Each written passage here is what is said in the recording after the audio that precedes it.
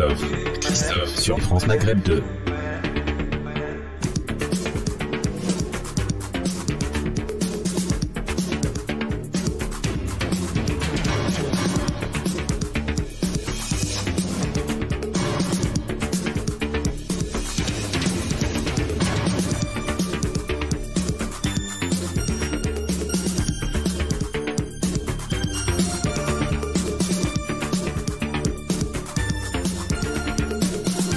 Merci d'être avec nous, bonjour à tous et bienvenue sur France Maghreb 2 en ce vendredi, nous sommes le 11 mars et j'espère que vous allez tous bien en pleine forme, ravi de vous retrouver pour cette dernière de la semaine entre 16h et 18h avec vos appels, votre prise de position dans cette émission, vous pouvez le faire et vous allez le faire d'ailleurs au 01 40 33 9000. De quoi allons-nous parler aujourd'hui?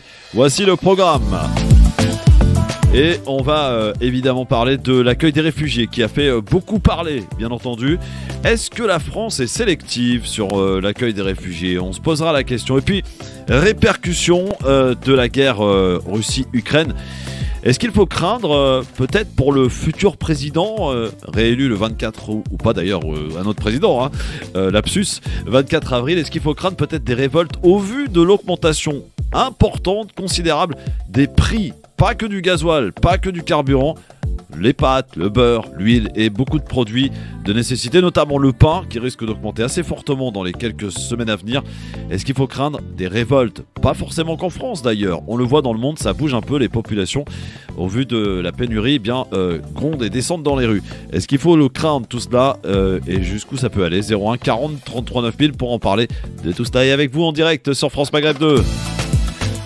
Avec vos appels au 01 40 33 9000, c'est le numéro de téléphone qui vous permet d'arriver jusque nous. C'est le numéro du standard de la radio France Maghreb 2. Le Grand Forum, Christophe Rowe sur France Maghreb 2. Le Grand Forum. Et on sera accompagné de Faiza Ben Mohamed qui sera avec nous dans un instant, de Farid Tamsamani. Mais pour l'heure, il est le premier à être arrivé à l'heure, comme tous les vendredis. Tarek Mami, comment ça va Tarek? Très bien, bonjour Christophe, bonjour à toutes, bonjour à tous. Hier très beau à Paris, aujourd'hui pluvieux. Ça ne nous empêche pas de faire de la radio. Exactement, et nous sommes donc le 11 mars, on approche, on en parlait avec le professeur Samy. On est à 15 jours en gros, un gros 15 jours, on est plutôt à 20 jours, puisque comme on l'annonce depuis le début du mois, le Ramadan débutera cette année le samedi 2 avril, et que nous sommes le vendredi, donc je vous laisse calculer, entre le 11 mars et le 2 avril, combien de jours il reste. Nous avons fait un compte à rebours pour la date de l'élection présidentielle. Nous aurions pu faire un compte à rebours aussi pour le Ramadan, mais nous avions estimé que le compte à rebours pour l'élection présidentielle était très important pour la vie civique.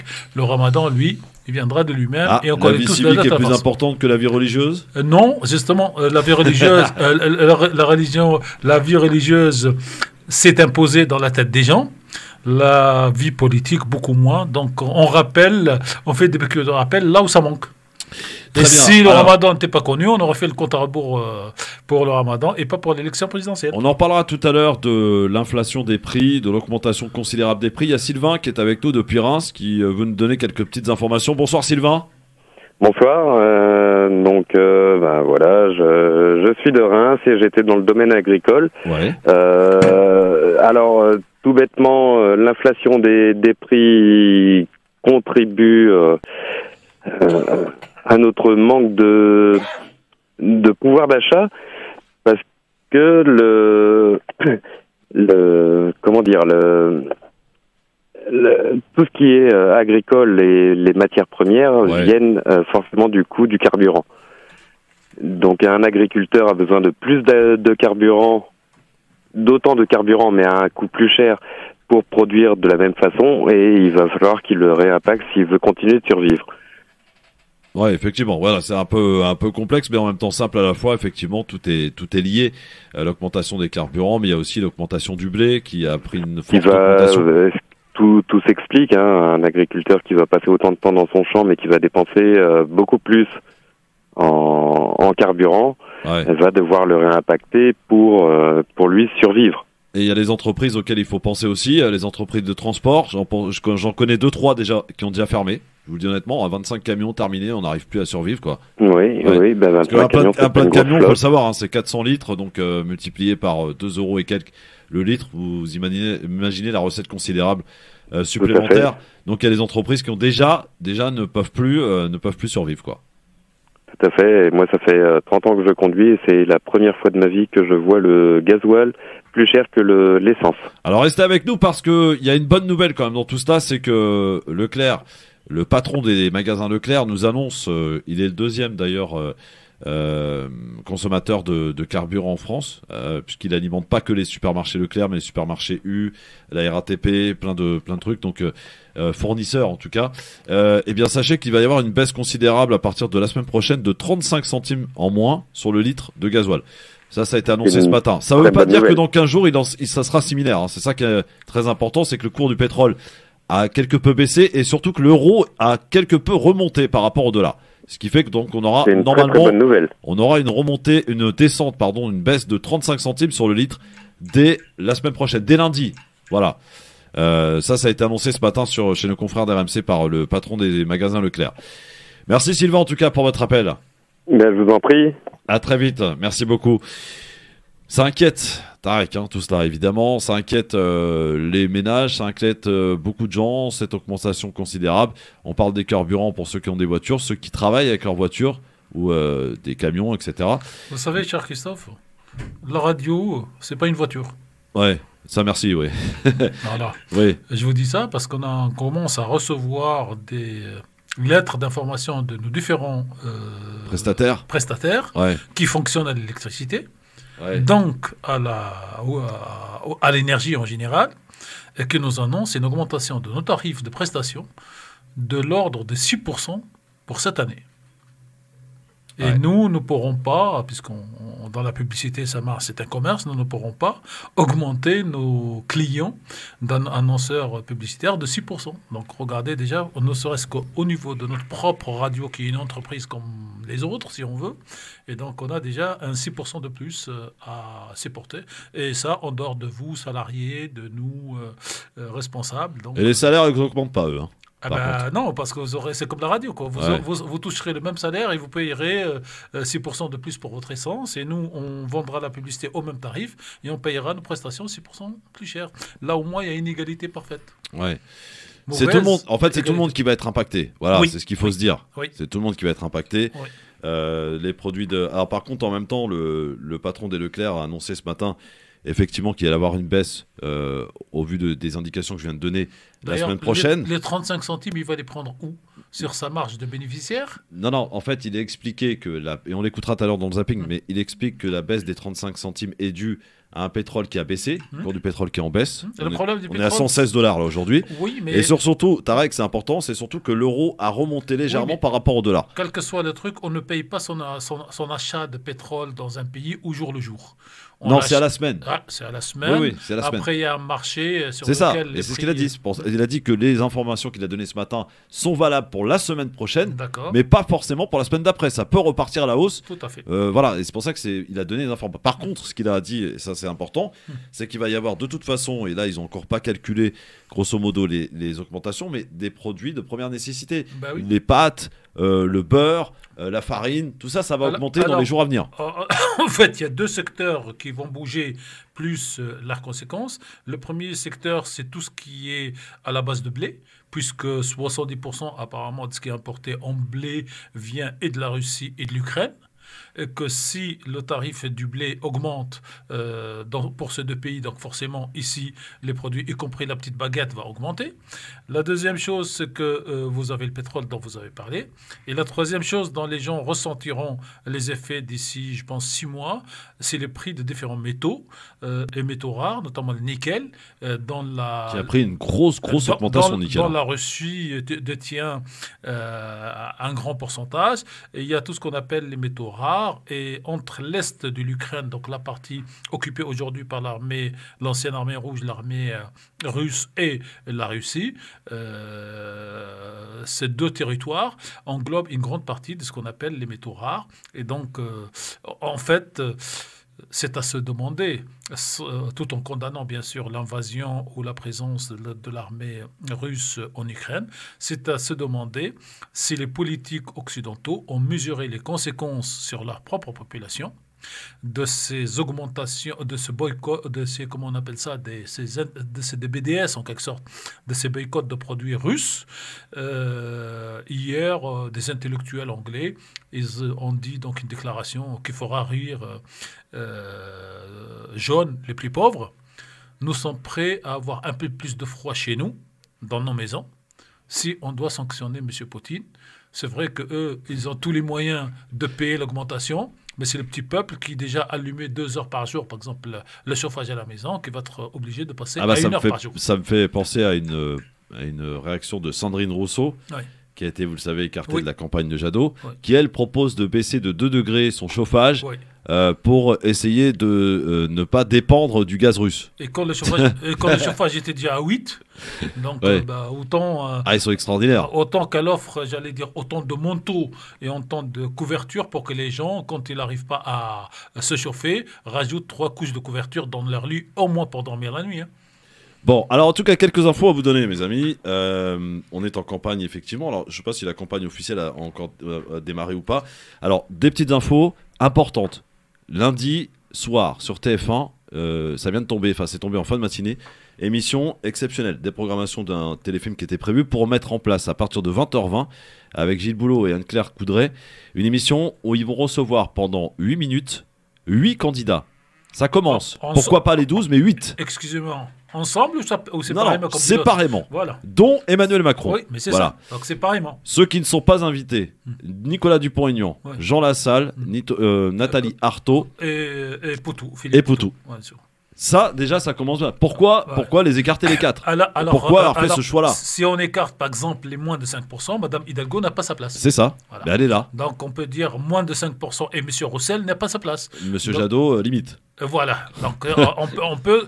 Non, mais... Si vous voulez, la population, le peuple, les citoyens veulent avoir une lecture claire. Ben oui, mais là... On peut dire ceux qui font plus de 5% parce qu'ils vont ou ils risquent d'être remboursés de leurs frais.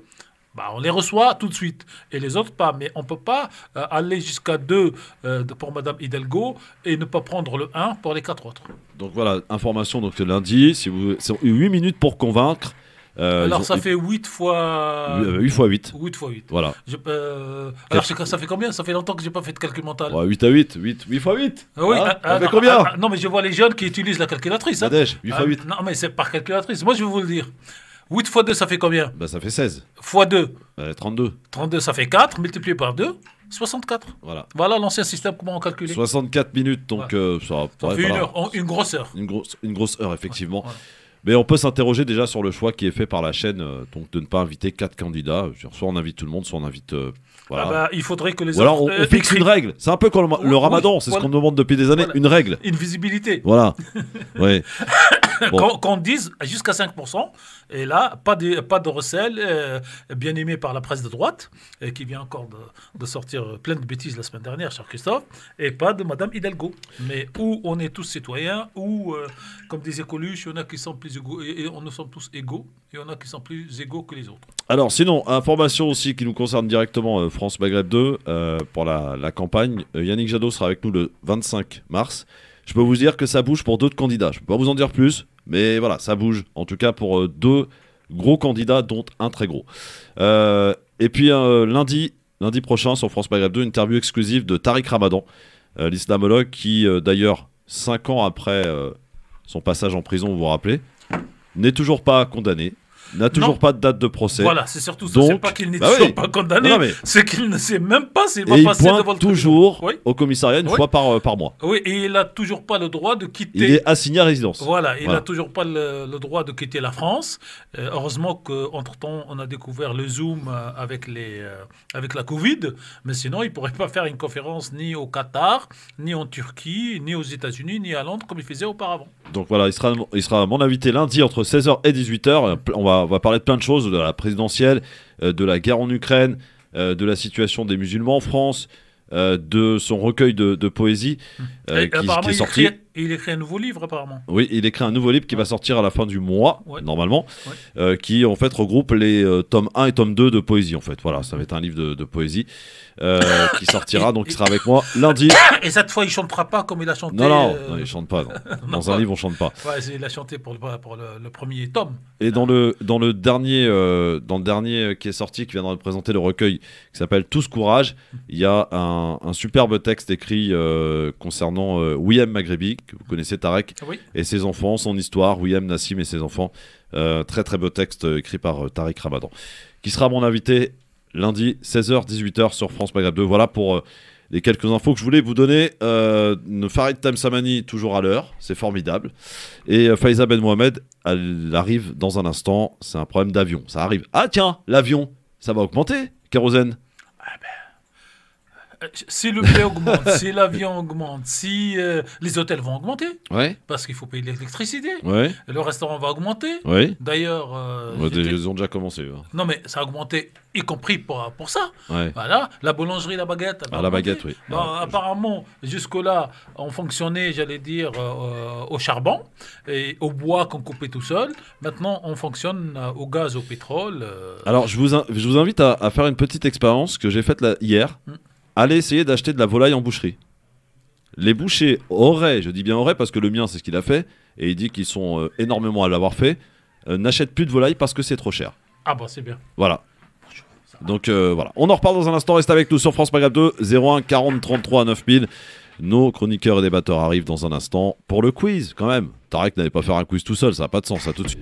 Merci d'être avec nous en direct sur France Maghreb 2 dans le LGF, émission de référence tous les jours 16h, 18h. Et ça y est, l'équipe est au complet. Faiza Ben Mohamed est arrivée. Bonjour Faiza. Bonjour Christophe, bonjour à tous. T'es toute belle là, dites donc, hein, t'arrives du soleil on dirait. J'arrive de quelque part où il fait bien meilleur qu'à Paris. C'est clair. Tarek Mami est avec nous aussi. Et Farid Tamsamani, comment ça va mon Farid? Ça va et toi Christophe? Oui, ça va très bien. Ça fait un petit moment qu'on s'est pas vu mon Farid. La semaine dernière, non? Oui, c'est vrai. J'avais l'impression que c'était plus long que ça, mais bon. Allez, on y va, on démarre, on est très en retard avec le quiz. Le quiz. Petite question fastoche aujourd'hui, hein. J'ai pensé à Faiza. Mais je suis arrivé en retard, je me suis dit je vais rater le quiz, tant mieux, et en fait tu m'avais attendu, c'est ça? Exactement. Okay. Tu peux pas y échapper quand même, je sais pas. Alors, première question, je cherche un chanteur, producteur, mort en 1978, un 11 mars. Claude François. Claude François est une bonne réponse. C'était ça qui était censé être facile pour moi? Bah ouais, quand même. Mais je suis né bien plus tard, moi. Alors, c'est pas de mon âge, ça. Je sais. Je vous propose juste de réécouter des archives de l'annonce de la mort de Claude François en 1978 sur France 2. Vous allez voir que, enfin sur Antenne 2 à l'époque, vous allez voir que la télé d'hier, c'est pas celle d'aujourd'hui. Écoutez. Et il se trouve que dans l'actualité, il y a 20 minutes, nous avons appris une nouvelle qui va certainement attrister grand nombre de téléspectateurs et d'amateurs des variétés. Et qui va aussi apporter une certaine tristesse sur le plateau de Guy Lux qui nous succède dans une demi-heure maintenant à l'antenne. Et si Guy et ses invités, dont Pierre Perret, nous écoutent, je pense qu'ils doivent prêter l'oreille avec attention. Patrick Lecoq, c'est la nouvelle de la mort d'un chanteur très connu. Oui, d'un chanteur extrêmement connu en France, bien sûr, connu grâce à ses Claudettes et connu grâce à lui également. C'est Claude François qui est mort il y a quelques minutes, samedi après-midi donc, il y a quelques minutes dans son domicile parisien. Nous l'avons appris juste avant de descendre sur ce plateau, je suis encore un peu essoufflé. Absolument, il y a un peu plus d'un quart d'heure. Un peu plus d'un quart d'heure. Alors bien évidemment, les morts accidentelles sont toujours stupides. Voilà, c'est une mort stupide. Claude François est mort électrocuté. Il s'apprêtait à prendre un bain, nous venons de l'apprendre également. Il a voulu changer une ampoule électrique à son domicile, boulevard Excellence, dans le 16e à Paris. Visiblement, il devait avoir les pieds par terre dans une flaque d'eau. Le courant est passé et Claude François est mort électrocuté. Oui. Nous n'en savons pas plus pour l'instant. Bon, je crois d'ailleurs que nous n'en saurons absolument jamais plus. Pas plus. C'est l'accident idiot. Claude François est mort. Je crois que ça va attrister également, exactement, vous l'avez dit tout à l'heure, une bonne partie de la population française qui aimait Claude François. Ça va attrister l'émission de Guy Lux, qui peut-être... Un chanteur éternellement jeune. Oui, je peux vous donner son âge. Il avait un peu plus de 40 ans, vous le savez. Mais depuis une bonne vingtaine d'années, il représentait la jeune chanson française, cette chanson qui dansait sur des rythmes extrêmement alertes et nous l'avons donc appris maintenant, Claude François n'est plus, il est mort. Je crois que ça va attrister une bonne partie des jeunes de 15 à 25 ans en France. Voilà, alors la télé d'hier c'est ça, hein. Faiza, c'est mieux BFM non? Non. Non, je suis pas fan des chaînes d'information en continu. En plus, pour le coup, je trouve que ça a été fait bien plus en sobriété que ça aurait pu l'être maintenant, quoi. Donc c'est pas plus mal. Ouais, bon voilà. Avec un mot quand même malheureux, l'électricité est passée. Oui, l'électricité est passée, oui. Dans le reportage, il dit donc qu'il a touché une ampoule et que l'électricité est passée. C'est une façon de parler de... Tu sais qu'il était égyptien de naissance, Claude Oui. François. Égyptien, absolument. Oui, il a même d'ailleurs chanté une chanson en arabe. Oui, et c'est Alexandra. Oui, ça c'est la référence. Ça c'est la référence. Mais il a chanté effectivement en arabe. Ouais. Et c'était en fait, pour ceux qui s'intéressent notamment à la musique, de l'époque surtout, c'était le grand rival de Johnny Hallyday à l'époque. Bah oui, forcément. Deuxième question. La justice a confirmé la mise en examen de quel acteur pour viol Depardieu et agression sexuelle. Effectivement, c'est Gérard Depardieu qui est qui est effectivement poursuivi pour viol, mis en examen pour viol contre la comédienne Charlotte Arnoux. Aucun rapport avec la Russie, non. C'est mon côté un peu... C'est une confirmation. Ça veut dire qu'il était déjà mis en examen avant la Russie. Ouais. Bon. Non, mais d'accord.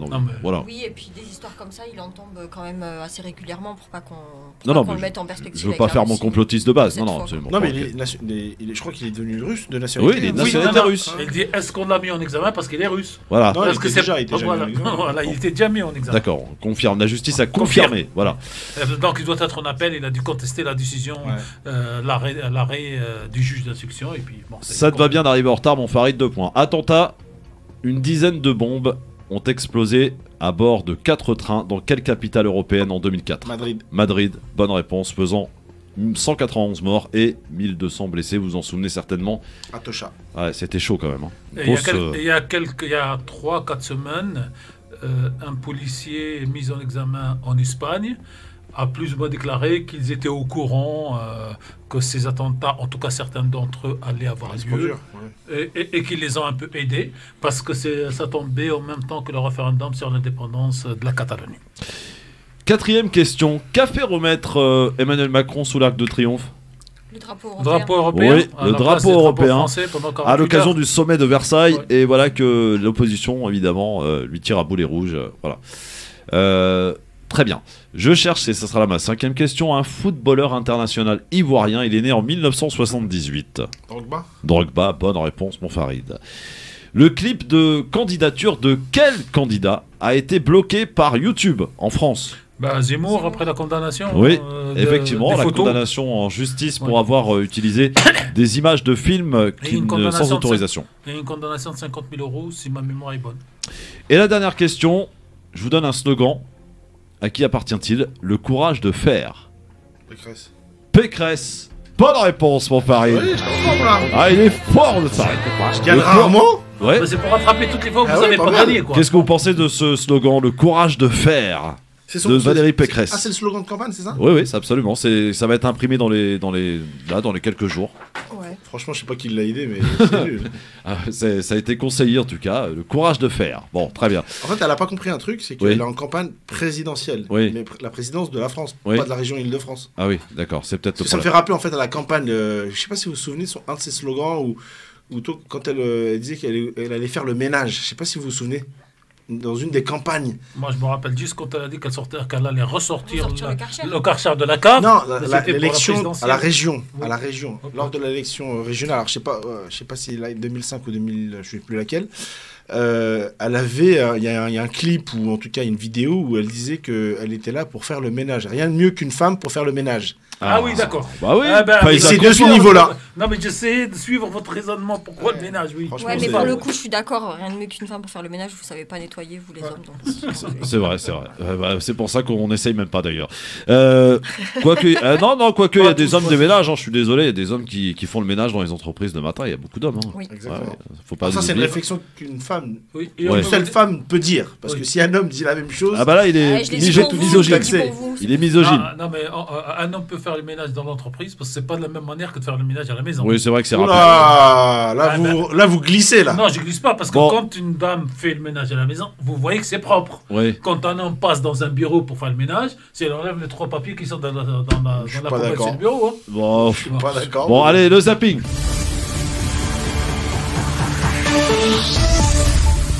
Le zapping qui commence par un débat qui avait lieu hier soir entre Pécresse et Éric Zemmour, dont la première partie était diffusée à 20h20 sur TF1, qui a été suivie d'ailleurs par 5,6 millions de téléspectateurs.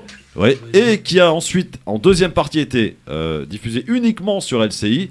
Ils ont quand même fait plus de 3 millions de téléspectateurs sur LCI hier. Pas mal. Pour ce débat, en tout cas, voici un extrait de ce débat. Éric Zemmour, Pécresse. Être fasciné par la force d'Hitler, là, la force de Poutine, c'est dire que Poutine est un démocrate, comme vous l'avez encore fait il y a quelques jours. C'est dire que Poutine est l'agressé, pas l'agresseur. C'est dire que qu'il faut un Poutine français. Quand on est sous influence de Poutine, on ne peut pas se dire patriote. Et c'est pour cela, Monsieur Zemmour, que vous êtes décrédibilisé pour présider la France. Un jour, vous êtes pour lutter contre le grand remplacement. Le lendemain, vous dites que le grand remplacement n'existe pas. Un jour, vous manifestez contre le mariage homosexuel et puis quelques années après, vous nous dites « Oh non, mais en fait, c'était très bien ». Bah vous aussi. Un autre, pas du tout. Vous pareil. Pas du tout, pas du tout. Ah, pas du tout. En vérité, vous n'êtes qu'une technocrate, une gestionnaire. Alors, la politique vous échappe parce que la politique, c'est avoir des convictions que vous trahissez sans cesse depuis 15 ans. Alors, un extrait de ce débat. Alors, je précise qu'il y a eu un moment où ils ont parlé de Tariq Ramadan, qui était d'ailleurs en top tweet hier soir. Faiza, je sais pas si t'as vu. Ils se sont écharpés sur Tariq Ramadan. Et puis, alors, à un moment, il y a Pécresse qui dit « Oui, vous avez copié mon programme ». On avait quand même l'impression qu'on avait affaire à deux candidats qui avaient à peu près le même programme, quoi, qui se disputaient pour quelque chose qui était peut-être pas similaire, mais en tout cas qui se rapproche. Voilà. Vous avez regardé? Personne n'a regardé le débat? Non, mais d'avoir un débat entre deux candidats de droite extrême ou d'extrême droite, franchement, c'est pas vraiment très très intéressant. En plus, ils se renvoient la balle sur des trucs là, vous aussi, machin, vous et nanana, vous m'avez volé mon programme et tout. Franchement, c'est un niveau qui, à mon avis, la France mérite un peu mieux que ce type de débat. Et on ferait bien collectivement d'arrêter aussi de donner de l'audience aux émissions qui produisent ce type de programme parce que au fond, on continue de les regarder, de les alimenter parce que voilà, ça fait des polémiques, notamment sur les réseaux sociaux. Tu l'as dit, il y a des top tweets à chaque fois, des trucs qui font après des buzz en ligne. Et est-ce que ça le mérite? Je le crois pas. Ouais. Pareil, t'as pas regardé? Non, du tout. Non, ça t'intéresse pas? Je t'avoue qu'en ce moment, j'ai autre chose à faire. Et puis, alors, du coup, c'était pas un duel, c'était l'émission pour Zemmour. Et ils ont non, en fait, c'était un débat entre Zemmour et Pécresse qui était organisé par TF1. Et voilà. Les autres candidats? Non, les autres candidats. Alors, je rappelle l'info, vous n'étiez pas là tout à l'heure. TF1 a annoncé un programme qui aura lieu lundi soir à 20h20, présenté par Gilles Boulot et Anne-Claire Coudray, où ils vont recevoir pendant 8 minutes 8 candidats.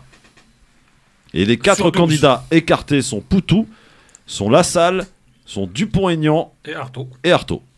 Les autres candidats vont passer, y compris Macron, passeront 8 minutes chacun. Mais il n'y a pas de duel. Il n'y a pas de duel, il n'y a pas de débat.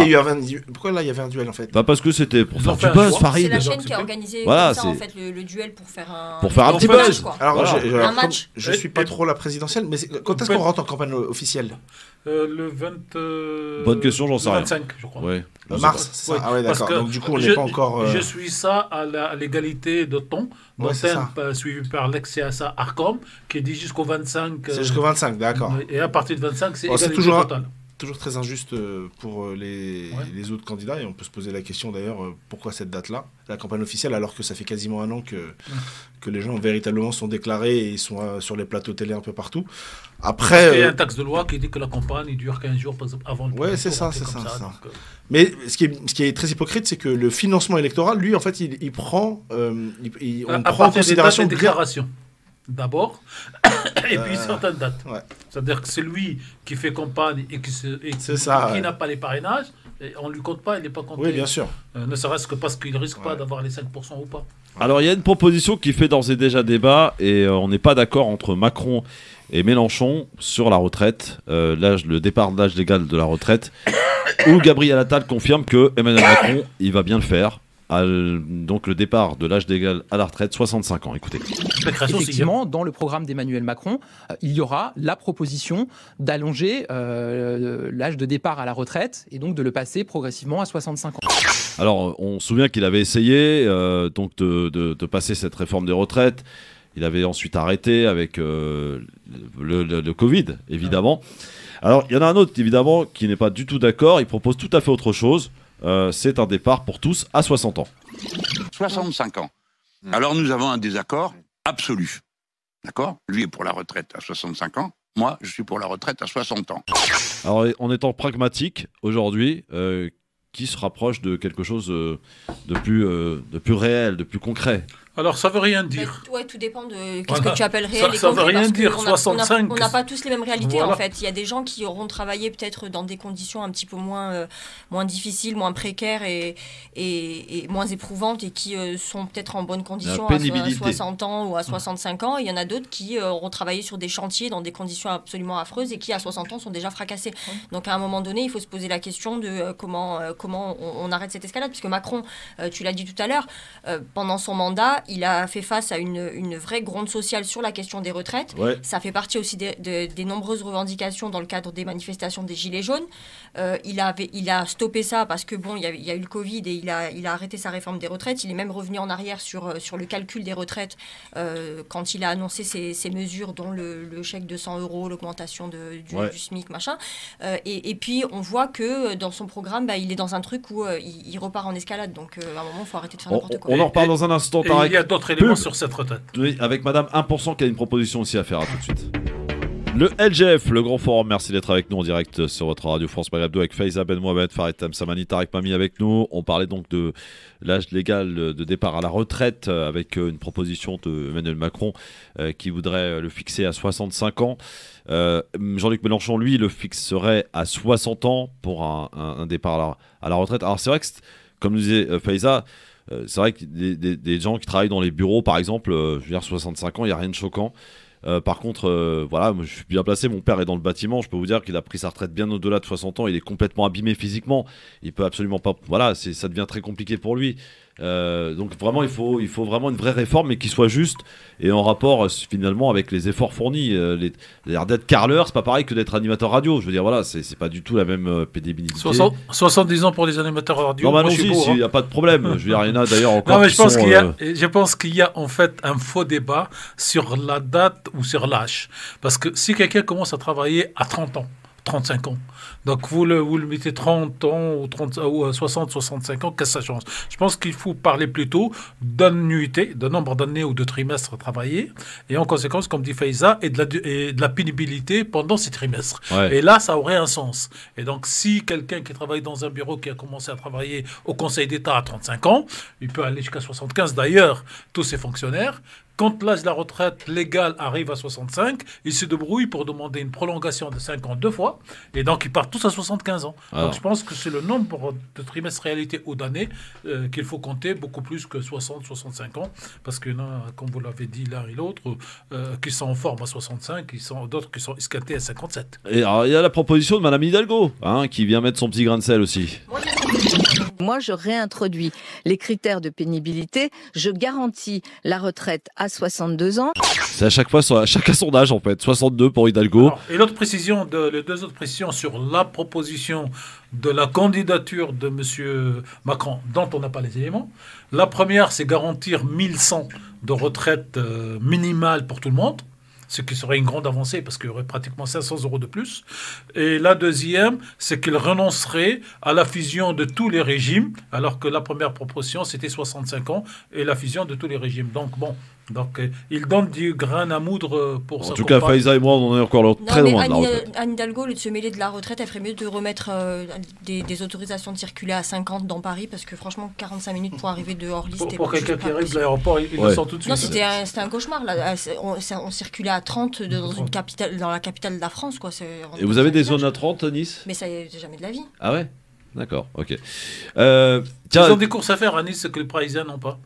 Robert Ménard, vous connaissez, il fait une petite proposition sympathique à Pascal Praud. Qu'est-ce que vous attendez pour venir à Béziers m'aider un petit peu? Moi, vous savez, si je vais à Béziers, alors déjà que ma réputation est faite, mais là, ça va être... Là, vous arrangez pas mes affaires. Voilà, et vous avez suivi le mea culpa de Bénard? Oui. Ouais, qui dit avoir Alors, s'être sincère ou trompé. pas, Ouais, mais ça a le on mérite, sait pas. Ça a le mérite d'exister. Voilà, c'est ça.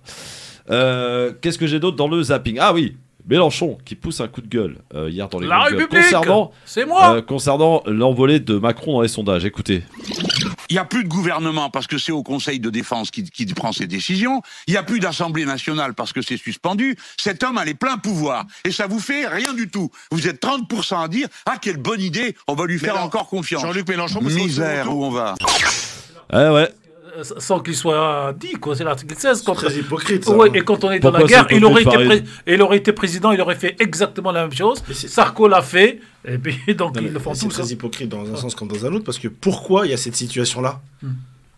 C'est parce que justement pour laisser le débat démocratique et ne pas mélanger les genres. Ouais. Les députés ne peuvent plus ne prennent plus de décisions au nom du peuple français, justement parce qu'on estime qu'en fait, ils vont potentiellement ne plus être députés dans quelques semaines. Donc, moi, ça me choque pas du tout. C'est la fin de la session parlementaire. Oui, légale. C'est ça. Pour moi, ça, c'est pas choquant, c'est de la connerie. Voilà. Après, ce qu'il dit, il devrait s'interroger plutôt là-dessus, c'est pourquoi.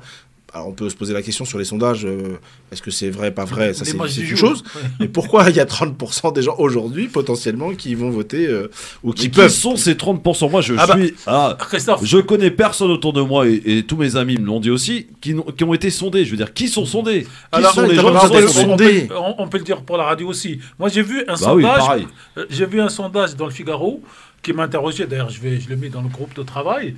Alors, on a 52% des gens qui ne souhaitent pas la réélection du président Macron. Ah, ça c'est intéressant ça. Mais en même temps, on a 70% des gens qui sont sûrs que Macron va être réélu. Alors cette question, pour moi, elle est bidon. La deuxième question, elle est flinguée pour moi. Voilà. La première question est plus pertinente, à mon avis. Ouais, c'est celle-là qui m'intéresse le plus. Voilà. Et alors, donc, pour répondre à ta... Et ce sont 4 éléments qui font que le rejet est important, entre 44 et 52 de rejet.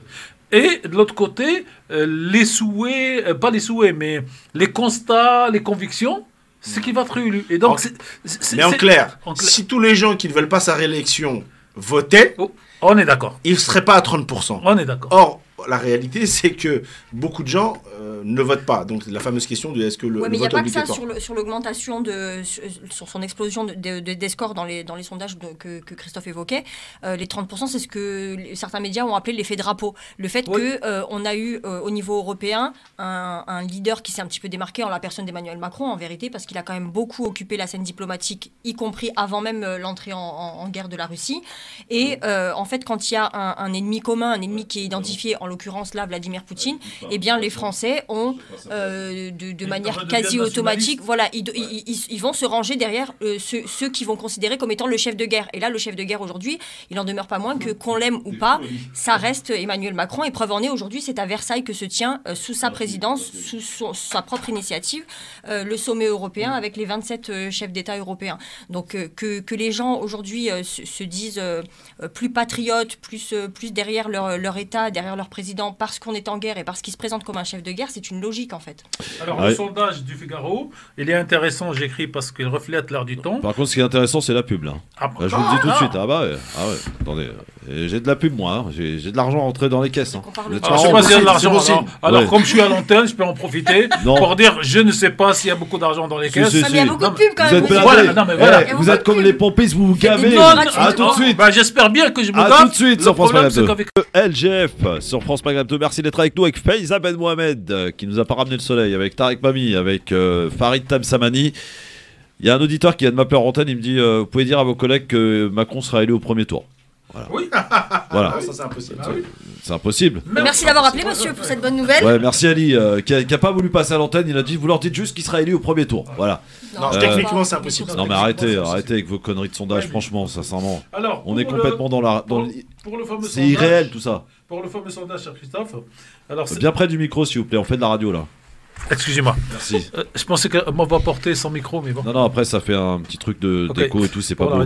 Alors, moi j'appelle ça le paradoxe français en fait, parce que vous avez 70% qui pensent que Macron sera réélu et que l'élection est déjà réélu. réélu. Sera au lit, en fait. Ah ouais, je vais choper une grippe. Réélu, donc que l'élection est pliée. Contre 44% qui souhaitent sa réélection.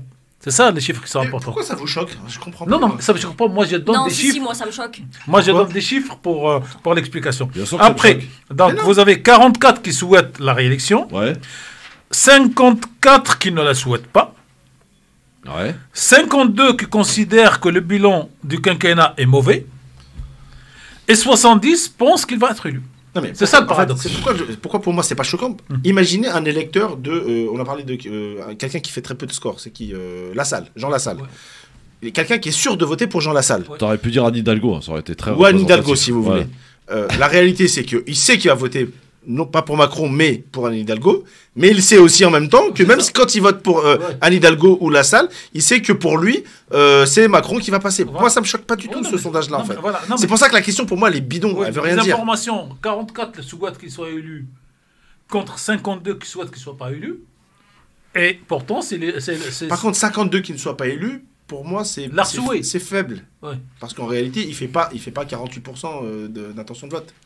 Il n'y a pas 48% des gens qui veulent qu'il soit Alors élu. Faiza, pourquoi ça te choque?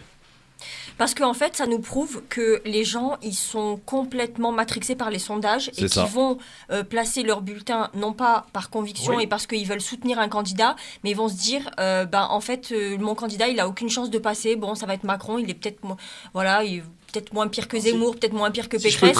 Et du coup, je vais faire ça. Si je peux te rassurer, Faiza, les sondages n'ont peu d'impact sur la majorité des gens. Non, mais là, c'est là où tu te trompes pareil. Au contraire, c'est énorme. Je vais donner un exemple. En 2017, rappelle-toi Benoît Hamon. Benoît Hamon, il avait fait un gros score au PS, il a gagné la primaire et tout. Et dans les sondages, il avait un tout petit score complètement ridicule. Et après, tous les gens qui voulaient voter pour lui à la base, qui étaient plutôt à se dire, bon, il est peut-être issu du PS, mais machin, les gens se sont rabattus sur Mélenchon et du coup, Hamon a fait un score encore plus catastrophique que ce que donnaient les sondages en fait à la base. Et en réalité, c'est une prophétie autoréalisatrice. On a intégré le fait que de toute manière, voilà, moi je veux voter à gauche. J'ai le choix, Mélenchon, Hamon, il va pas être élu. Le sondage m'a dit qu'il sera pas élu, donc du coup, je vais aller donner ma voix à celui qui potentiellement peut l'emporter. Je te ne dis pas qu'il n'y a pas d'impact des sondages. Il n'y a pas d'impact sur la majorité des gens. C'est différent. Pourquoi? Parce que les sondages, où est-ce qu'ils sont publiés? Soit à la télévision, soit dans les médias. D'accord? Les gens qui lisent ou qui écoutent des médias, contrairement à ce que l'on pense, en fait, ils sont minoritaires en France. Et les réseaux sociaux. Attention, les réseaux sociaux. Et les réseaux sociaux. Mais les réseaux sociaux, regarde, si on prend une catégorie de population, on va dire les jeunes de moins de 30 ans. On va faire simple. Excusez-moi, cher, désolé, ils n'écoutent pas France Maghreb, globalement. Globalement, j'ai envie de dire, la majorité n'écoute pas France Maghreb. Ils ne lisent pas les médias, les journaux papier.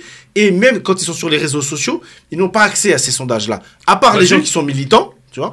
Mais le reste, mais non, pas du tout. C'est pour ça que je ne nie pas qu'il y a... Tu vis dans quel monde? Je te jure, Farid, que maintenant, même celui qui n'est pas intéressé par les sondages, quand ça fait un buzz comme celui de ce matin, tu le vois passer sur ta tweetline. Moi, Et deuxième chose, nous sommes en 2022, nous ne sommes pas... Il y a 10 ans où il y a deux campagnes. Et donc aujourd'hui, j'allais dire, c'est l'information. Sur la communication globale. C'est l'information qui vous arrive malgré vous. Moi, je parle de sondage. Oui, mais les sondages, c'est l'information. Ils sont courants. Excuse-moi. J'ai quand même fait un peu de sciences électorales dans ma vie. Il y a les gens, l'information, quand elle arrive, bien sûr que les jeunes sont informés différemment d'aujourd'hui. Ils ont juste le sondage et ils ont 30% pour Macron. Ce que je te dis, c'est que l'impact du sondage sur cette catégorie de personnes, en fait, est limitée. J'ai pas dit qu'il n'y avait pas d'impact, elle est limitée. Et donc c'est pour ça qu'il faut pas... Bon. Je dis pas que ce que dit Faiza... On n'est pas d'accord comme l'autre, mais une dépêche qui vient de tomber, cher Christophe. Ouais, faites gaffe avec les dépêches, vous. Qu'est-ce qu'il y a? Le Monde et l'AFP. Ça vous suffit? Oui, ça va. Bon. Bonne source. Fabien Roussel est visé par une enquête pour un emploi fictif. Ah bah oui, ça on le savait. Non mais ça vient de tomber, l'enquête est ouverte. Ah, d'accord. Il y avait des révélations qui ont été faites par la presse. C'est le PNF ou pas? Je vous dirai ça tout à l'heure après la pub. Très bien. Fabien Roussel donc est visé par une enquête pour... Emploi fictif. Emploi fictif, donc apparemment il a travaillé en tant qu'attaché parlementaire. Et le député dit qu'il n'a jamais travaillé, qu'on a bien fait d'arrêter. Pour être complet, on avait eu un désaccord notamment sur la présomption d'innocence en la matière. Tout à fait. Et finalement, vous avez vu que ça tombe. Non, mais moi je suis toujours pour la présomption d'innocence. Non, vous disiez que potentiellement c'était prescrit. Ah oui, tout à fait. Oui. C'était potentiellement. Oui, potentiellement prescrit. D'ailleurs, puisqu'on parle de truc d'innocence, là, je Tarek recevrai Ramadan. Tarek Ramadan lundi, entre 16h et 18h.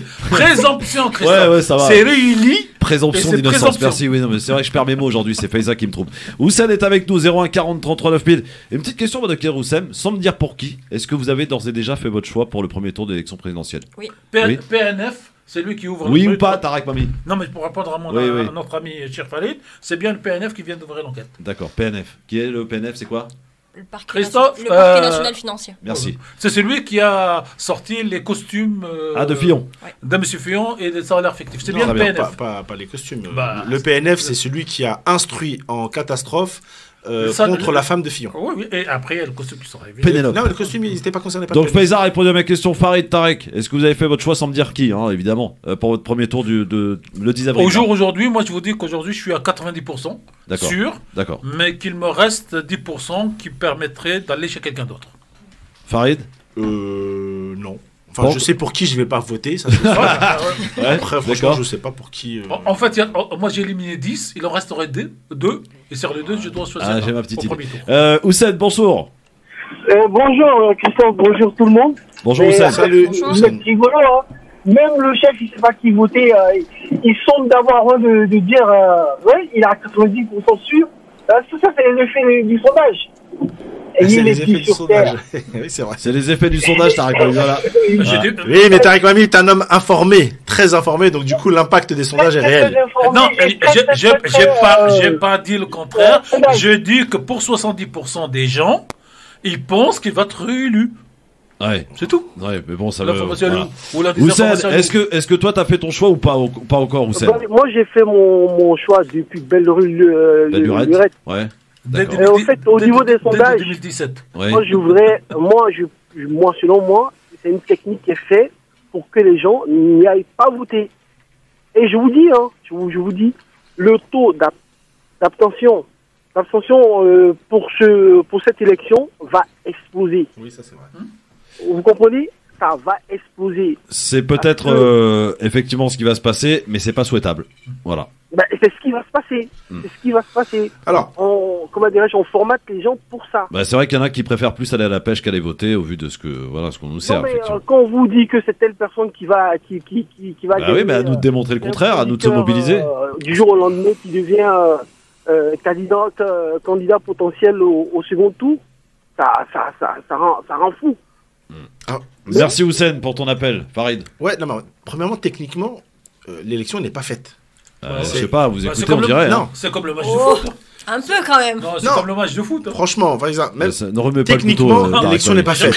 J'ai pas dit comme Non, le mais match de remets foot. pas le couteau, c'est bon. Les avec le match de foot. circonstances de l'élection J'ai nous pas dit amènent. PSG. Hein, donc, Les circonstances de l'élection nous amènent effectivement à penser Que elle est quasiment pliée. Mais Ouais. sauf qu'il y a un truc, c'est que d'accord, il bénéficie du va-t-en-guerre, l'Europe, etc. Drapeau du Faisal. Mais il y a un truc qui va lui revenir certainement boomerang à mon avis.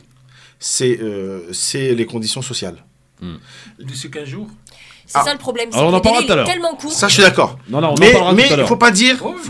De répercussions, justement, de cette hausse des prix. Alors, je voudrais qu'on termine le zapping avec une bonne nouvelle, quand même. Elle est toujours bonne à prendre.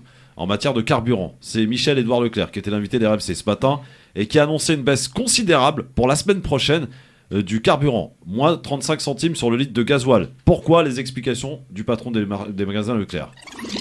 D'abord, c'est un marché fou.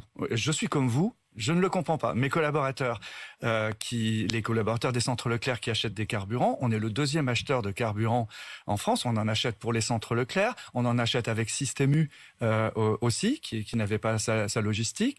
On en achète aussi pour la RATP, pour des sociétés de transport. Donc on a un bel observatoire, quoi.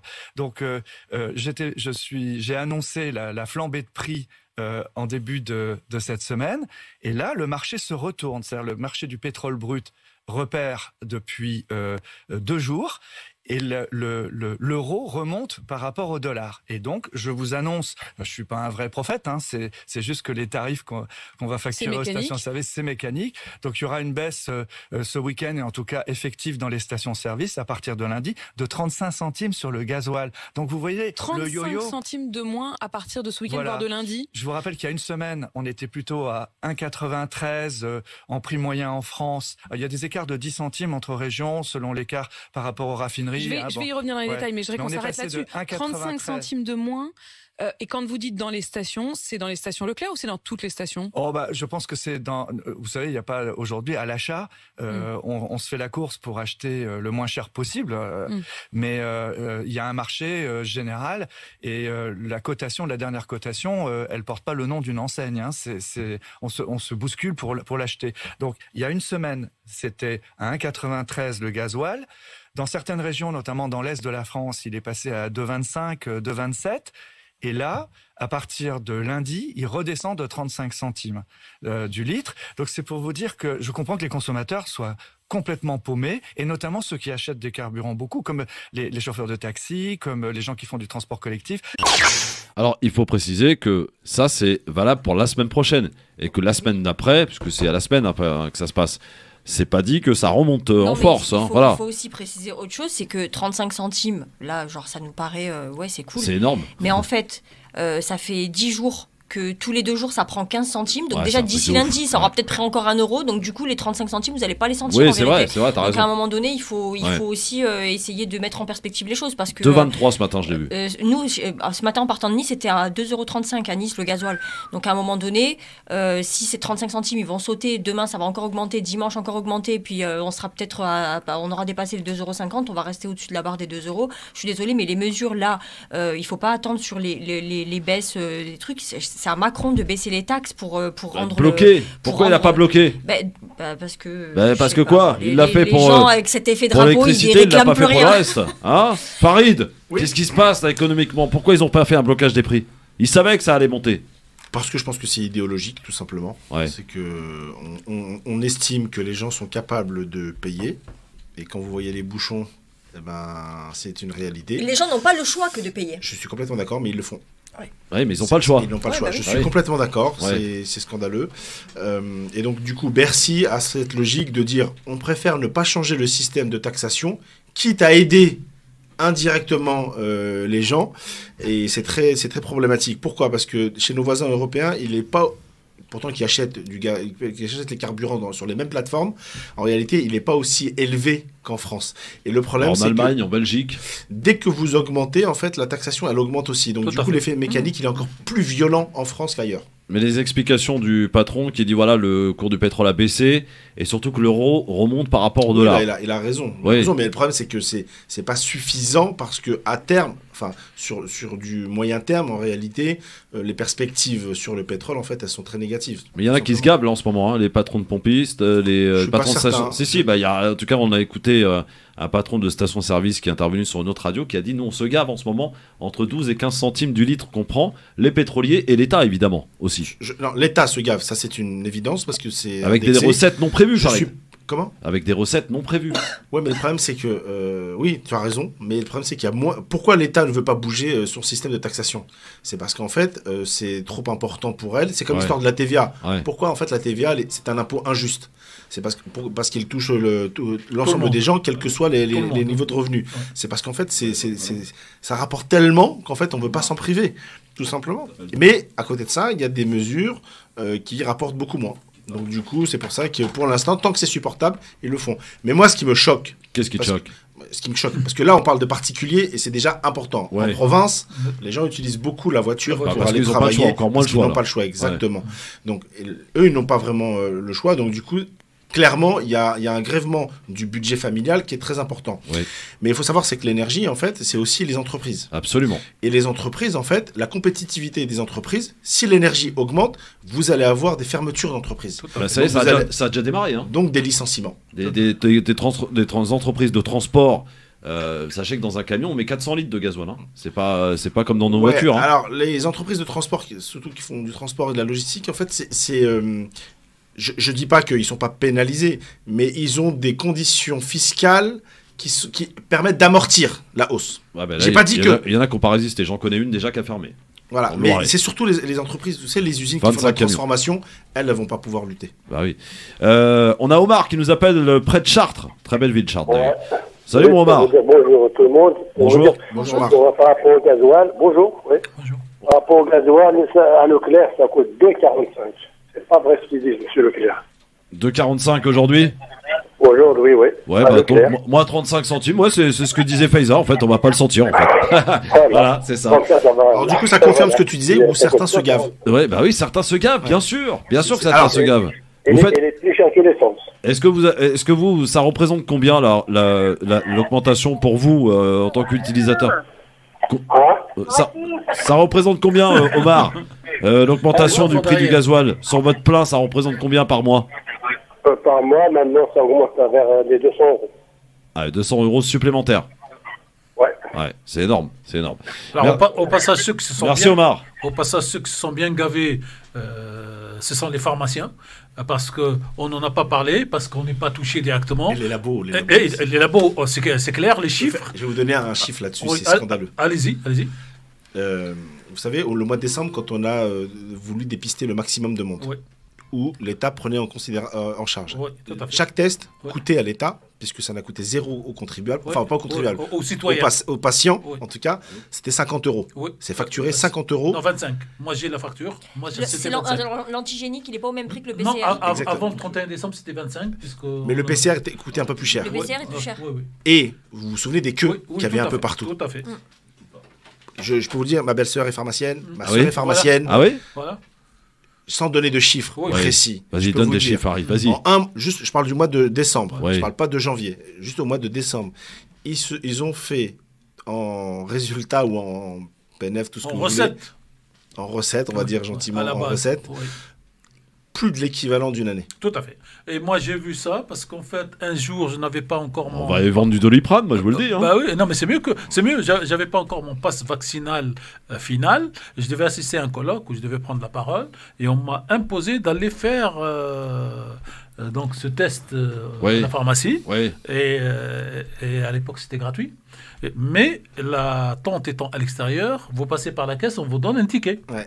Et d'ailleurs, le petit business qui s'est monté sur les tentes, c'est qu'en fait, tout le monde pouvait installer des tentes n'importe où. Voilà. Et quand on m'a donné, j'ai pris d'ailleurs la photo, le document, c'était prix du test 25 euros. Et comme il y avait la queue, comme vous dites, cher Farid, donc vous imaginez le nombre de 25 euros par personne. Et j'ai posé la question aux jeunes qui font les tests, qui sont des étudiants. Qui sont pas des professionnels. Se sont gavés eux aussi. Non, ils ont ils touché le SMIG. Non, mais moi j'ai posé la question à 3 temps devant la gare du Nord. Vous pouvez toujours poser la question. Non. À Nice, c'était 300 euros la journée. Ils vous ont menti, vous savez pourquoi? 300 euros la journée. Parce que pour les motiver, sincèrement, on va aller faire des tests. Ils leur donnaient, je vous le dis parce que j'en connais qui l'ont fait, ils prenaient 5 euros par personne. Voilà. Alors, donc, j'ai pas terminé ma phrase. Donc, ils ont une fiche de paye avec le SMIC au nombre d'heures et ils avaient une prime en plus qui était considérée comme prime. Alors, sans charge les primes pour le pharmacien. C'est-à-dire que ça reste pour quelqu'un qui est étudiant. Bon, non, mais pour l'État, donc ça nous a coûté à tous ça. Et puis dernière chose. Je peux rajouter. Ouais, vas-y. Vraiment dernière chose. Et les milliards qui ont été donnés au laboratoire pour fabriquer leurs pseudo-vaccins n'ont pas été remboursés à l'État qui les a avancés et tous les bénéfices restaient au laboratoire. C'est là où il y a de l'escroquerie capitalistique. Sur les tests, en fait, il y a eu un autre scandale à un moment donné, parce que c'est la sécurité sociale, donc le contribuable qui payait. Et en fait, vous avez des gens qui étaient dans le milieu médical, qui étaient habilités à faire les tests, mais qui ont un métier. Je dis une bêtise... franchement, j'ai rien contre les orthophonistes, mais potentiellement un orthophoniste, franchement, je prends ça au hasard, mais qui faisait sa journée normale. Vous avez des médecins et des gens du professionnel médical qui ont arrêté leur activité temporairement pour aller faire des tests et récupérer et faire vacciner et faire des tests. Et donc du coup, ils encaissaient beaucoup plus d'argent comme ça. C'était vraiment une gabegie. On a Farid qui nous appelle de Liège. On est en Belgique, on nous écoute partout. Hein, n'est-ce pas, mon Farid? Oui, bonjour Christophe, bonjour les LGS, comment allez-vous? Ça va très bien. Comment va Liège? Comment va la Belgique une fois? Oh, ça va, je suis en déplacement. Hein. Moi, là-bas, je suis originaire de la France. Je suis de l'Est de la France, là-bas. Je suis en déplacement ici. Très bien. Alors, mon Farid, on t'écoute. Alors, Concernant le gasoil, il a augmenté aussi au Luxembourg. Hein, je l'ai mis au Luxembourg, il est passé à 2,11 €. Ah ouais, quand même. Au Luxembourg. Ah ouais, il est passé au Luxembourg, ouais. Il était, dans la semaine, il était à 1,53 €, et il est passé dans la nuit à 2,11 €. Ah ouais. 47 centimes. C'est un truc de ouf. Pourtant, pourtant les frontaliers, ils allaient tous faire leur plat au Luxembourg. Ah, et pas que de gasoil d'ailleurs. 2 € au Luxembourg. Ah ouais, d'accord. Bah, merci beaucoup, Farid, de l'info. Dans le camion, j'ai un 600 litres de carburant que je dois mettre dans le camion. Ça fait 1412 € de gasoil. Ouais, c'est énorme. Voilà. Et ben voilà. Là, on est dans le concret, là. On est dans la vie. Voilà. Merci, mon Farid. Bon courage. Et puis bon courage à vous. Prenez soin de vous, surtout. Bah oui, on va tâcher. Bon, j'aimerais qu'on aborde un autre sujet qui a fait débat à la télé, mais pas que, ici dans le LGF. Je voudrais qu'on s'interroge réellement maintenant sur les réfugiés. Alors, vous savez, la France a accueilli beaucoup de réfugiés, syriens, irakiens, également des Libyens un petit peu, africains. Un petit peu, comme tu as dit. Un petit peu, ouais. Et on accueille à peu près, alors on estime à peu près à 100 000 Ukrainiens qui viendront en France. Alors, on constate, et c'est tant mieux, qu'on souhaite les accueillir dignement, en leur offrant tout ce qu'on peut offrir. On voit que les maires se mobilisent, que tout le monde se mobilise pour les accueillir au mieux. On a même fait une émission de télé où tu as même des chanteurs qui sont prêts à accueillir des réfugiés chez eux. C'est extraordinaire. La France est-elle sélective? Je me pose la question. Est-ce qu'il y a des bons et des mauvais réfugiés? Est-ce qu'il y a des bonnes et mauvaises couleurs de peau?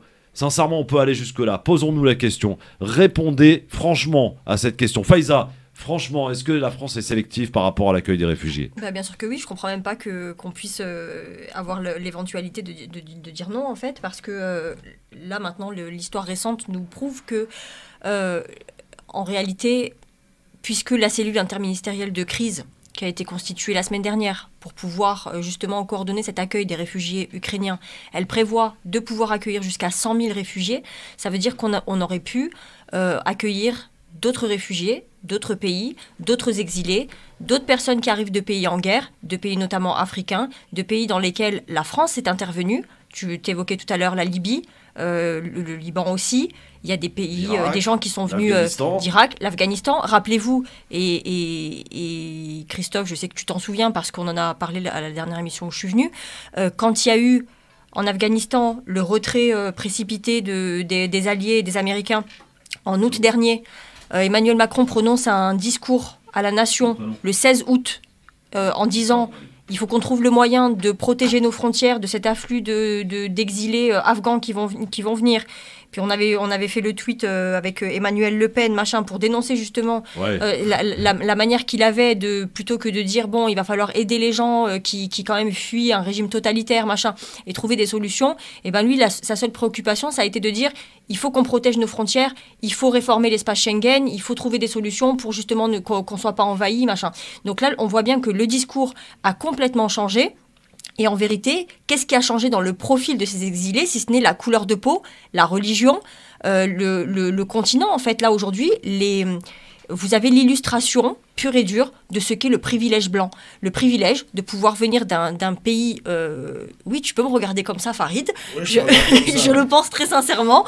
Le privilège blanc, aujourd'hui... Heureusement que c'est que de la radio. Aujourd'hui, les Ukrainiens ont le privilège d'être blancs, de ne pas être issus d'un pays africain, de ne pas être issus d'un pays musulman, et donc ils sont accueillis à bras ouverts, notamment par des maires et des élus qui font justement l'apologie de cet accueil, tout ça. Mais c'est très bien, en fait, d'accueillir. Je ne suis pas en train de critiquer le fait qu'on accueille les Ukrainiens. Je dis juste qu'il faudrait pouvoir accueillir les gens dans les mêmes conditions. À Calais, moi, je trouve pas ça normal qu'il y ait des gens qui dorment sous des tentes, dans des bidonvilles, qui ont froid, qui se font... pas besoin d'aller à Calais, hein. Tu vas à Paris, à la porte de la Chapelle, tu vas voir. Hein. Oui, c'est vrai. Qui se font massacrer leurs tentes à coups de cutter par les forces de l'ordre, qui sont envoyées directement par l'exécutif français, et qu'à côté de ça, on a des espaces qui sont aménagés, propres, pour nourrir, loger les Ukrainiens. Et aujourd'hui, on se rend compte, donc, en fait, j'ai l'impression que la France se rend compte que la question de l'asile, la question de la sécurité même en fait, est un droit fondamental, mais elle était déjà un droit fondamental pour les Afghans, pour les Somaliens, pour les Syriens, pour les Libyens même, et je trouve vraiment ça Farid n'est pas d'accord, j'ai l'impression. Farid. Parce que j'ai dit privilège blanc. Oui, non, mais j'aime pas le racisme, c'est pour ça. J'ai vu le regard musulman, c'est pour ça. En fait, c'est malheureux. Premièrement, malheureusement, les gens font d'ailleurs Faiza vient de le faire à l'instant, en fait, font un amalgame entre ce qu'on appelle un réfugié, c'est-à-dire quelqu'un qui est déplacé, et un migrant. C'est triste, c'est malheureux, c'est absolument pas la même chose. Je vais revenir dans le détail sur des choses où je partage en réalité ce que vient de dire une partie de ce que vient de dire Faiza. La réalité, c'est quoi? C'est que qui que ce soit, quel que soit le continent, quel que soit l'endroit sur la planète, lorsque vous êtes obligé, par la force des choses, parce qu'il y a un conflit X ou Y, de quitter votre territoire, c'est triste, c'est malheureux, et la solidarité, quand on est humaniste en tout cas, la solidarité elle doit être partout pour tout le monde. C'est jamais par choix qu'on quitte son pays. Exactement, c'est jamais par choix. Attention, je parle de déplacés, c'est-à-dire ce qu'on appelle les réfugiés. Les réfugiés, c'est pas la même chose que les migrants. Les Afghans sont des pas réfugiés. pareil. Non, tu vois, justement, les Afghans ont beaucoup été considérés dans la sémantique médiatique comme politique. Ils ont toujours été considérés comme étant des migrants. Alors de la même manière que réfugiés. les Somaliens, alors même qu'il y avait la guerre totale dans leur pays, c'était le chaos. Les Libyens, c'est pareil, on parle de migrants. Les Syriens, bon exemple. On parle de migrants aussi. En fait, est-ce qu'aujourd'hui, en fait, pour considérer que t'es un exilé, il faut venir de quel pays? Et pour considérer que t'es un migrant... Les pays dont tu cites, en fait, il y avait les deux. En réalité, les pays que tu cites, il y avait les deux. Pourquoi? Un déplacé, c'est quoi? Dans la sémantique médiatique et politique, on utilise toujours migrant. Mais moi, t'as vu, je suis pas médiatique. Non, mais si je peux me permettre... Et je suis pas politique. Non, mais là, quand ça s'exprime, c'est Farid qui parle. Si je peux me permettre, est-ce qu'on a entendu parler avant la guerre de Syrie de Syriens qui quittent leur pays pour devenir donc migrants? Non. Jamais de la vie. Jamais. C'est tout. C'est pas vrai. Mais c'est pas vrai. Mais si, arrête. Non. Stop. Après, je vais vous donner un exemple. Tu peux dire le Maroc, l'Algérie, la Tunisie, les pays Oui, maghrébins ça, et pas de tout, les problème. Khawaga et tout. Pas du tout. Mais les Syriens, non. Bon. Alors, je vais donner un exemple. Faiza, t'es originaire d'où? Tu donnes pas d'exemple. Moi, Ce sera je après la suis pub. originaire de Nador. On tease. Nador. Faiza et Nador. Ça, c'est l'information du jour. Restez avec nous dans un instant, on est de retour. Le LGF, merci d'être avec nous. Faudrait mettre des micros en antenne, ça serait pas mal. Il y aurait des bons best-of à faire. Faiza Ben Mohamed, Tarek Mami et Farid Tamsamani sont avec nous. Je vous redonne une information que je vous donnais hier sur France Maghreb 2 parce qu'on ne vous la donnera pas ailleurs. Concernant le Salah Amouri, qui a de nouveau été encore pour la énième fois arrêté par les forces israéliennes à l'aube à son domicile à Jérusalem lundi matin. On a le sort, ça y est, c'est annoncé. C'est 4 mois de détention administrative sans aucune charge qui pèse contre lui, renouvelable. Si besoin. Alors, on rappelle que la détention administrative par les Israéliens remonte à une loi inscrite par la colonisation britannique et qui fait qu'on met n'importe quelle personne sans avoir de prouver les charges contre lui et que les avocats de l'État israélien disent aux juges nous avons les preuves de la DGSE locale qu'on a des dossiers contre lui et le juge se couche. Voilà. Et il y en a qui ont passé jusqu'à, je crois, le maximum, ça a été 8 ans en renouvellement de 4 mois en 4 mois. En tout cas, on vous donnera des nouvelles régulièrement de Salah Amouri, cet avocat franco-palestinien, qu'il est aussi français. Voilà, faut le rappeler. Moi, je dis qu'il a qu'à demander aujourd'hui la nationalité ukrainienne, et tout d'un coup, tout le monde va dire « Ah, c'est pas normal, on a foutu un Ukrainien en prison, droit de l'homme et tout ça, et peut-être qu'il passera pas une nuit supplémentaire. » Ce qui nous fait revenir à notre débat. Ce qui fait revenir à notre débat concernant l'accueil des réfugiés en France. Est-ce que la France est-elle sélective? On va prendre l'avis de Walid qui est avec nous au téléphone. Salut Walid. Salut. Bienvenue à toi. Est-ce que tu trouves que la France est sélective ou pas du tout? Non, je trouve qu'elle est raciste. Ah. Parce qu'on est toujours là à parler de communautarisme. Est-ce que ça, c'est pas du communautarisme? Est-ce que c'est pas pousser les musulmans, les Français d'origine étrangère au communautarisme? Est-ce que c'est pas créer de la fracture? Est-ce que c'est pas pousser les gens à se réjouir de ce qui arrive? C'est ça la question que je me pose. Et moi, vous savez, j'ai 30 ans, j'ai perdu mon père il y a 15 ans. J'ai un souvenir d'une phrase qui me disait depuis que j'étais tout jeune, et on vous a toujours traité de bougnoul et vous serez toujours à leurs yeux des bougnouls. Et c'est vraiment ce qu'on vit aujourd'hui en France. En tout cas, c'est votre ressenti, Walid. Ouais. Merci, Walid. C'est intéressant ce que dit Walid. Il pose des vraies questions, là. Sur sa réflexion sur la manière dont sont traités les autres, ce qu'on va appeler les autres, oui, il a entièrement raison. Moi, je rejoins entièrement sa réflexion. Alors, Farid, oui, toi qui omettais un peu des objections par rapport à ce qu'il se disait... J'ai pas terminé d'ailleurs. Non, c'est la différence entre migrants et migrants qui est réfugié. Non mais ça oui, on a compris. Oui. Voilà. Je suis pas certain que tout le monde ait compris. Non mais un migrant c'est celui qui fait le choix de partir parce que pour X ou Y raison, qui emprunte, voilà. Non, pas pour X ou Y raison, parce que pour des raisons purement économiques, essentiellement. Nos parents étaient des migrants économiques. ou politique pour certains d'entre eux. Oui, un réfugié, c'est celui qui n'a pas le choix. Il quitte. Effectivement, qui malheureusement, parce qu'il y a un conflit, il quitte. Et je vais donner un exemple, parce qu'on parle des Ukrainiens. Les Ukrainiens qui quittent l'Ukraine parce qu'il y a un conflit directement, par exemple pour la France, ou en tout cas essentiellement, quand je dis directement, pas par vol, mais en tout cas directement pour s'installer en France le temps du conflit, ce sont effectivement des réfugiés. Quand ils sont installés en France et que la France ne leur plaît pas et qu'ils décident de s'installer, je dis une bêtise, on a parlé du Luxembourg tout à l'heure ou de la Belgique, et là ils deviennent des migrants. C'est pas la même, c'est pas pareil.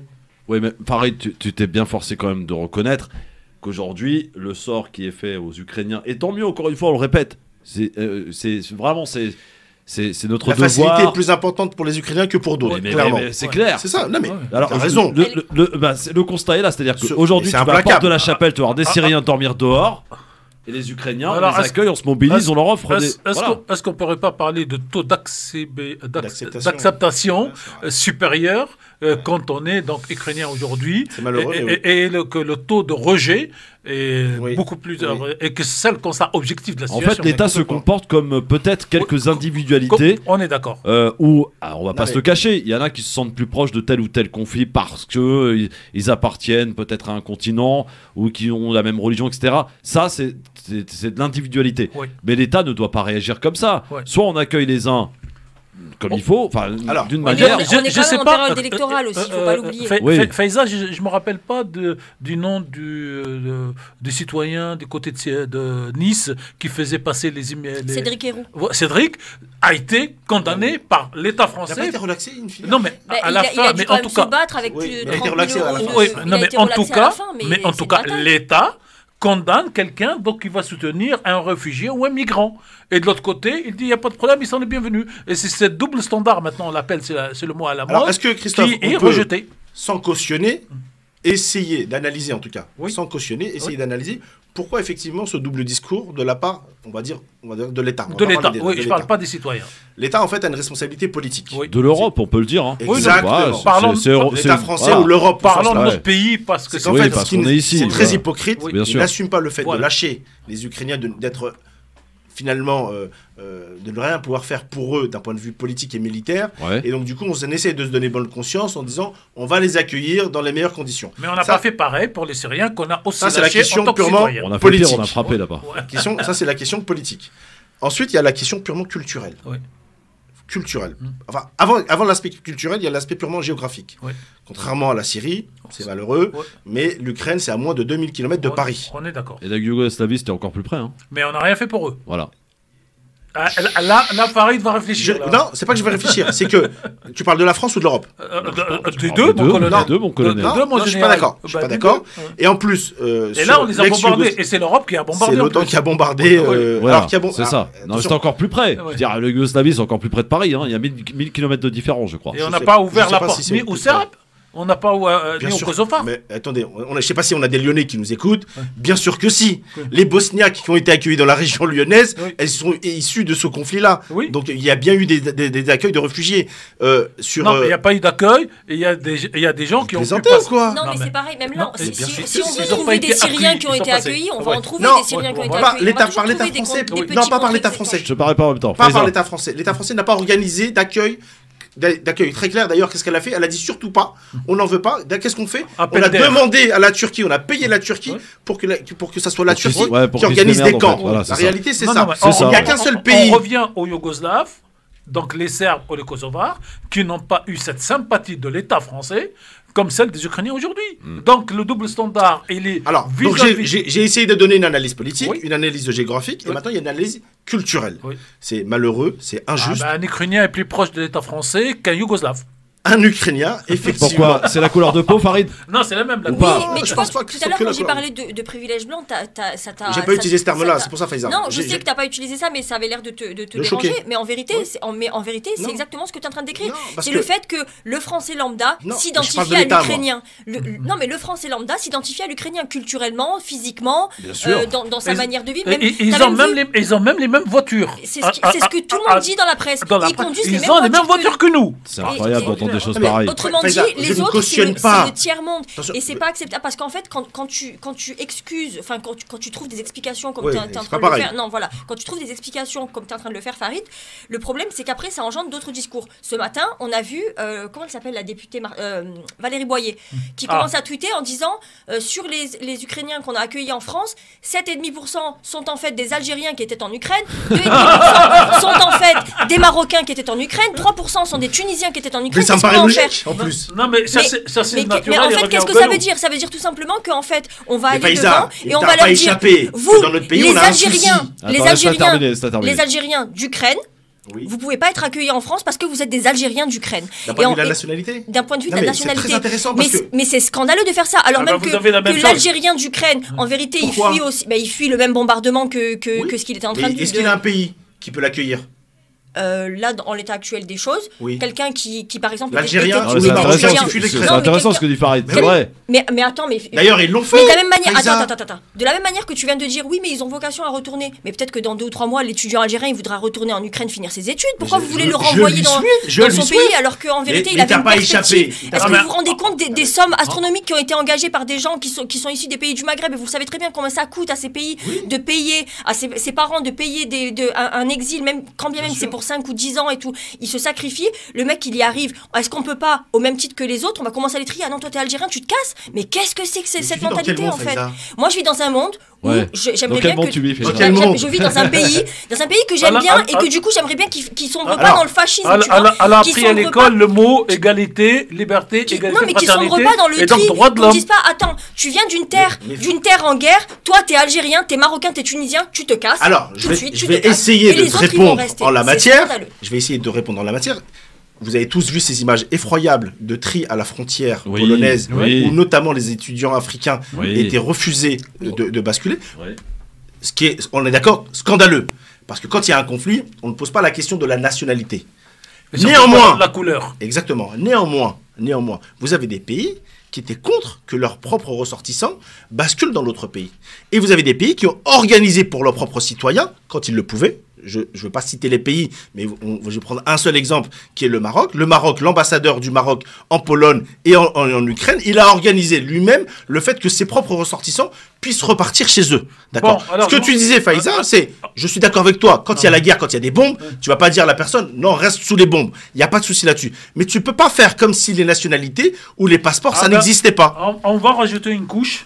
Oui, avant d'accueillir Samir du 95. Oui, alors on rajoute la couche. Il y a 150 Ukrainiens qui partent en Israël, et à l'arrivée, on leur dit, vous êtes juifs, vous n'êtes pas juifs.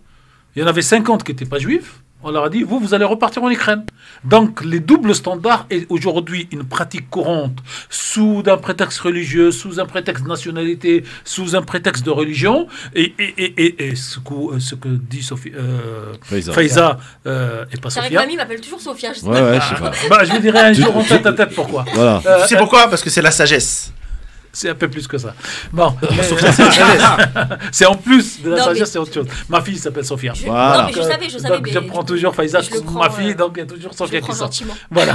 Et donc, quand vous avez des gens qui, comme Faïza, pour ne pas dire Sophia, moi et d'autres, on croyait que les droits de l'homme étaient un standard international appliqué à tous, partout. Et on est un peu frustré de voir que le rapport des forces et la loi de la jungle continue quand même à faire office et que certains passent sur les plateaux d'information continue pour nous expliquer. Mais vous avez suffisamment d'expérience pour savoir que ça n'existe pas les droits de l'homme. Oui, mais j'ai toujours l'espoir qu'on y arrive un jour. Non, mais si, ça existe. Non, mais il faut pas dire ça parce qu'après on va créer nous-mêmes le monstre. Sinon, les gosses de 10 ans. On va créer nous-mêmes le monstre en fait. Il y a quand même des droits humains qui doivent être respectés. Après, moi j'ai entendu sur les plateaux télé, il y avait même des ressortissants marocains qui étaient parfaitement francophones, qui ont été interviewés sur BFM et qui disaient j'en appelle aux autorités marocaines, s'il vous plaît, si vous pouvez faire quelque chose pour nous, rapatriez-nous, on sait pas comment faire, machin. Le Maroc a dépêché effectivement. Pas que le Maroc, il y a plein de pays. La Tunisie, parce que je parlais du Maroc. La Tunisie a fait. C'est ma fibre patriotique qui parle. Non, mais la Tunisie a rapatrié la totalité des 1200. La totalité. Il y en a qui ne veulent pas. Parce que tout simplement, ils espèrent pouvoir repartir. Cette guerre, est-ce qu'elle a vocation à rentrer au Maroc temporairement et revenir après en Ukraine? Mais combien ça va coûter encore? Est-ce qu'on peut pas aujourd'hui en Europe les maintenir sur le sol européen? En fait, pour des étudiants, ça va gâcher leurs études, il faut se le dire très clairement. Des gens, si cette guerre elle dure 1 mois, 2 mois, 3 mois, il y a des gens qui ont mis leurs économies, ils peuvent être maintenus sur le sol européen et puis repartir là-bas dans 3 mois.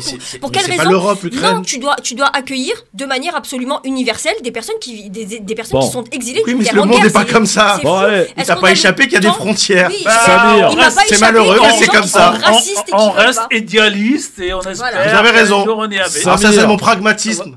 Samir du 95, ne bouge pas. À cause d'eux, j'ai une pub. Je suis désolé, mon Samir. Patiente. Tu auras la parole dans un instant. Et j'aimerais qu'on s'interroge aussi, c'est important. Je m'interroge sur les répercussions de cette guerre d'un point de vue économique. Est-ce que là, on parlait du prix du gasoil qui a augmenté considérablement, mais il n'y a pas que le gasoil. Les produits de première nécessité, la baguette de pain, je parlais des boucheries, la volaille, quasiment, on en trouve quasiment plus, c'est trop cher. Est-ce qu'il n'y a pas un moment où le nouveau président ou le président actuel qui risque d'être élu va faire face à une révolte? Et peut-être pas qu'en France d'ailleurs. On le voit dans certains pays, ça commence déjà à bouger. À tout de suite. Un débat passionnant aujourd'hui avec Faiza Ben Mohamed, avec Farid Tamsamani, Tarek Mami sur France Maghreb 2 et Samir du 95 qui attend patiemment depuis tout à l'heure au 01 40 33 9000. Bonsoir Samir. Oui, bonsoir tout le monde. J'ai écouté passionnément vos débats qui font. Enfin, moi, je m'interroge parce qu'il y a un moment donné, je pense qu'il faut faire un constat. Je rejoins, je pense que l'auditrice, enfin pas une auditrice, mais une des invitées qui est avec vous, qui s'appelle Faiza, sur laquelle il y a un moment, il faut dire les choses telles qu'elles sont. Est-ce que la France, le gouvernement est raciste? Oui. Est-ce qu'elle compte parmi sa population telle couleur appartient en priorité avant les autres? Oui. Il faut arrêter, je pense, de se cacher derrière un constat qui fait que on est là toujours pas se plaindre, mais bon, toujours lever des injustices qui existent. Moi, j'ai 54 ans, ça n'a pas bougé. Comme disait l'auditeur, on nous appelait toujours soit les robeux, soit les bougnoule. Ça, je le conçois. Et à partir de là, il y a bien un moment, il va falloir faire un constat. Aujourd'hui, si la France a un souci de guerre ou quoi que ce soit, je peux vous dire que le tri sera rapide. On l'a bien vu. Déjà, en ce qui concerne l'Ukraine, on voit déjà la désinformation totale et la participation et l'engagement française qui justement engage sa propre responsabilité. Donc, elle peut pas dire, ben non, nous, on est de... Non. Elle a engagé sa responsabilité à la place d'investir des fonds humanitaires pour pouvoir mettre la population en sécurité et les évacuer ou de les mettre dans les centres, dans des endroits sécurisés. Non, on va en guerre, on fait des conférences, mais aujourd'hui, je peux vous dire que on nous annonce le gasoil et le reste. Vous savez, je suis dans le commerce international et je peux vous dire que je sais pas si les gens sont conscients que tout va augmenter là. Là, c'est bien parti pour le blé, la farine, l'huile, le gasoil, l'essence, j'en parle même pas, et tous les produits liés direct ou indirectement. Oui, ça fait le tout ce qui touche à l'Ukraine, ça touche la Pologne. Là, ça touche la Pologne, les pays voisins. Aujourd'hui, on refuse pas, on accepte toujours le gaz de russe, mais par contre, on n'accepte pas son pétrole. Aujourd'hui, on le paye, juste avec une décision d'un gouvernement qui n'est pas concerné par sa population elle-même. Vous voyez? Donc, je pense qu'il y a un moment, il faut accepter de dire oui, nous aime pas. Oui, on différencie le français de souche et le français qui a une voiture comme nous, par exemple, pour reprendre le terme. Et aujourd'hui, si je prends un exemple pour sortir un petit peu de ce débat pour éviter, pour pas que je vais commencer à tout mélanger, parce que c'est une situation qui m'énerve un peu. Vous prenez les Maghrébins et Africains qui étaient étudiants en Ukraine, à bien démontrer qu'il y a bien une sélection. Pas au niveau de l'Ukraine, parce que c'est pas l'Ukraine qui a organisé l'évacuation, c'est bien l'Europe. Et il faut bien dire que c'est dommage. Moi, j'aurais invité tous les Africains de faire demi-tour et prendre la route en direction de la Russie. Et là-bas, ils auront trouvé de quoi manger, tapis rouge et un rapatriement dans les pays en tout honneur. Parce Merci Samir. Le Maghreb a beaucoup plus d'intérêt aujourd'hui et depuis très longtemps, surtout l'Algérie avec la Russie, que les pays européens. Enfin. Merci Samir pour votre intervention. 01 40 33 9000. Pour répondre à la question, Farid, est-ce que la France est sélective quand même dans l'accueil de ces réfugiés? Oui ou non? Oui, elle est sélective, oui. Bon, très bien. Donc on est d'accord. Est-ce que je peux donner un contre-exemple? Oui. Vous vous souvenez malheureusement de la guerre civile en Algérie? Oui. Lors de la guerre civile en Algérie, vous aviez des Algériens qui étaient accueillis notamment en Tunisie. Oui. Au Maroc également. Est-ce que ces deux pays-là, pour ne pas les citer, est-ce qu'ils ont accueilli les gens qui subissent le génocide au Nord Kivu, au Congo? Non. Merci. Oui. Pourquoi? Non, je n'excuse pas, mais pour moi, c'est humain, malheureusement. Non, c'est pas humain, c'est géographique. Et pour moi, exactement. Si je rentre Vous dans avez votre complètement logique, raison. Si je rentre dans votre logique, les Vous avez Ukrainiens complètement raison. devraient aller au premier pays de la frontière, c'est-à-dire la Pologne, et la Roumanie tout à fait. et la Hongrie, stop et fin. Dès qu'ils sortent de là-bas pour venir en France ou pour aller en Angleterre, je suis d'accord avec vous. Même si c'est le lendemain. Je suis d'accord avec vous. C'est tout. Qu'on applique. Je suis d'accord. Alors, vous avez complètement raison là-dessus. Notre idéalisme fait que nous souhaitons que les gens... J'essaie d'expliquer pourquoi malheureusement, je dis bien malheureusement, il y a une sélection. Il y a une sélection qui est faite malheureuse en Afrique. Mais en Cher fait... Farid, est-ce que vous savez combien il y a eu de Libyens installés en Tunisie? Énormément. Pratiquement 2 millions sur 4 millions d'habitants. Complètement. Et d'ailleurs, le président tunisien avait fait à l'époque une boutade. Béji, quelqu'un ici en France, il l'a reçu. Il lui dit il y a 30 000 Tunisiens qui ont traversé par Lampedusa, par la Turquie, par l'Italie, tout ça. Et l'autre, il dit je les prends demain matin dans 3 camions. À une seule condition. Il dit laquelle? On vous envoie les 2 millions de Libyens que nous avons acceptés. Tout à fait. Voilà les chiffres. Et nous, peut-être que le côté idéaliste fait que nous souhaitions que les gens soient traités pareil parce qu'ils sont réfugiés. Zacharia est avec nous. Aussi. The Sartrouville. Salut Zacharia. Oui, bonjour. Bonjour. Bonjour. Moi, en fait, je voulais intervenir sur ce sujet parce que, en fait, moi, j'ai l'impression que, que finalement, ça ne change pas dans le sens où, en fait, moi, je fais une distinction entre le peuple français et le gouvernement. Et pour moi, en fait, c'est toujours le même message qui vient du gouvernement. Et ce message-là, il est aussi bien porté à